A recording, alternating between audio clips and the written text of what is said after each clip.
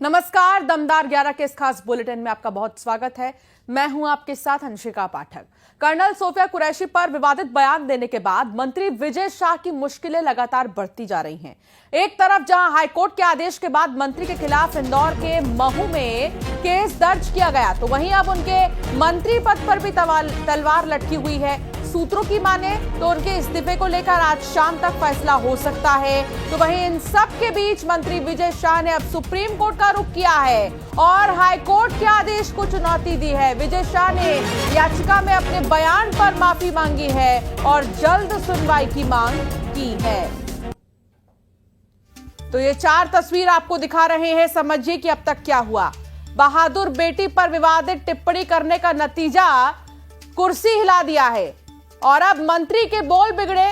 पहले तो दूसरा, हाईकमान से फटकार, तीसरा, हाईकोर्ट के आदेश पर एफआईआर दर्ज हुई है और अब मंत्री ने माफी मांग ली है। लेकिन सुप्रीम कोर्ट का दरवाजा खटखटाया है माफी मांगने के बाद। लेकिन सवाल यह है कि सुप्रीम कोर्ट का दरवाजा खटखटाएंगे मंत्री, चाहे जो करें, कुर्सी क्या जाएगी? सवाल यही है कि कुर्सी बचेगी या जाएगी, पद पर रहेंगे या हटा दिए जाएंगे।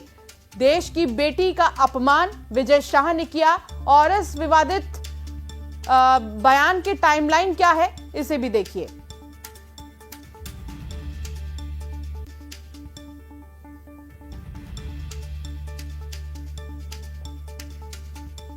विधानसभा सीट वाले मध्य प्रदेश में 47 सीट आदिवासी वर्ग के लिए आरक्षित है। 21% आबादी जो है वो आदिवासी वर्ग की मानी जाती है और विजय शाह जो मंत्री हैं जिन्होंने विवादित बयान दिया है वो इसी वर्ग से, इसी तबके से आते हैं। इसलिए बीजेपी संगठन के लिए कोई भी निर्णय पर पहुंच पाना मुश्किल हो रहा है। बीजेपी में लगातार बैठकों का दौर चल रहा है, मशक्कत जो है वो चल रही है। कल देर रात भी सीएम के साथ प्रदेश के अध्यक्ष वीडी शर्मा और संगठन के महामंत्री हितानंद शर्मा ने मुलाकात की। आला कमान को इस पूरे मामले में रिपोर्ट भेजी गई है, ये भी जानकारी मिल रही है। लेकिन ये पूरा मामला सामने आए 3 दिन हो चुके हैं और करीब 3 दिन बाद भी बीजेपी की ओर से अब तक कुछ अगर दिया गया है तो वो है बयान। कोई ठोस एक्शन बीजेपी की ओर से अब तक नहीं लिया गया है और यही बात कांग्रेस को बैठे बैठाए एक मुद्दा दे रही है और पॉलिटिकल माइलेज दे रही है। कल कांग्रेस श्यामला थाने पहुंची थी, वहां पे थाने में कांग्रेसी घंटों बैठे रहे और विजय शाह पे एफआईआर की बात की। हालांकि देर शाम होते होते स्वतः हाईकोर्ट ने इस पूरे मामले पर संज्ञान ले लिया और उसके बाद एफआईआर भी विजय शाह के खिलाफ दर्ज हो गई है। अब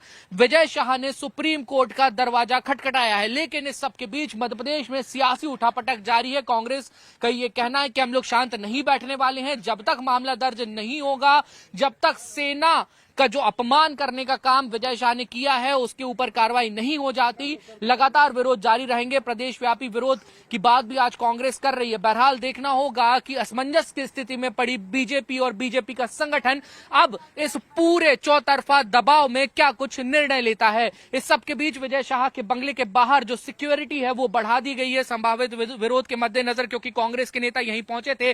कालिक पोत दी थी विजय शाह की नेम प्लेट पर और इसके बाद से लगातार हम देख रहे हैं कि अलग अलग स्तर पर अलग अलग तरीकों से जो विरोध के स्वर हैं वो फिलहाल उठते हुए यहां पर नजर आ रहे हैं।